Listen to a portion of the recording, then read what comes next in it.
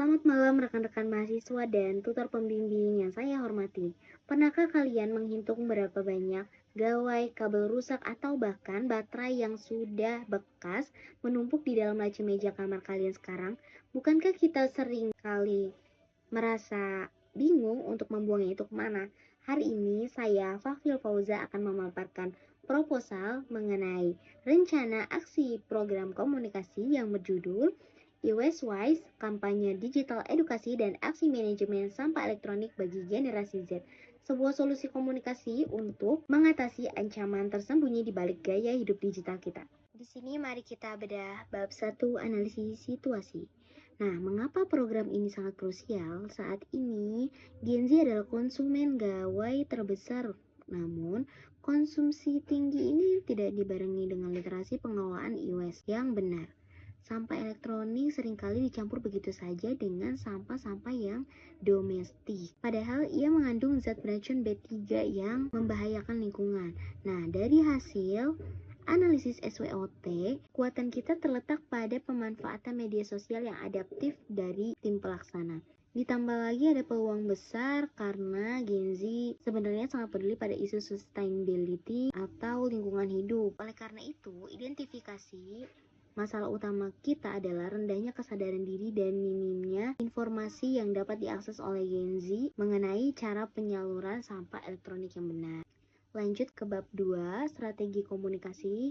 Nah, untuk mengatasi masalah tersebut, program ini tuh menetapkan tujuan dalam 3 aspek. Yang pertama itu kognitif, yang kedua afektif, yang ketiga konatif. Nah, untuk kognitif ini itu untuk meningkatkan pengetahuan bahayanya e-waste sebesar 50% dalam waktu 3 bulan. Kalau afektif, dia bisa menumbuhkan rasa tanggung jawab sosial secara personal. Dan untuk konatif, mengajak minimal 500 partisipan untuk menyetorkan e-waste mereka secara langsung. Untuk halayak sasaran kita ini sangat spesifik, yaitu Gen Z yang berusia 15-25 tahun di wilayah perkotaan yang aktif di Instagram dan di TikTok. Itu untuk mengikat emosi dan ingatan mereka. Kita mengusung pesan utama atau key message ya, seperti gawai bekas tanggung jawab jelas gitu. Sama dengan seperti donasikan amankan bumi dari e-waste. Nah, sekarang bagaimana cara kita mengeksekusinya? Nah, di bab 3 ini rencana aksi dan taktik ya. Kita bisa bagi dalam 3 langkah strategis. Ada aktivasi digital, ada kolaborasi influencer, ada aksi nyata. Nah, yang pertama ini aktivasi digital, biasanya itu berupa produksi video pendek edukatif di TikTok dan di Reels Instagram ya. Nah, kalau kolaborasi influencer ini biasanya dari digandeng dari micro influencer lingkungan untuk gerakan tantangan Drop Your e-waste.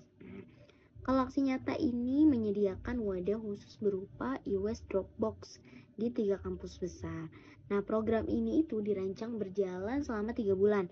Bulan pertama itu fokus pada riset dan produksi konten, bulan kedua peluncuran campaign dan penempatan Dropbox, bulan ketiga fokus pada aktivasi komunitas, pengumpulan massal, serta evaluasi akhir. Oke, kita lanjut ke bab keempat dan 5 ya. Agar program ini berjalan realistis ya, pada bab 4 ini mengenai anggaran yang akan dikeluarkan. Kita telah merinci total kebutuhan dana sebesar Rp11.500.000.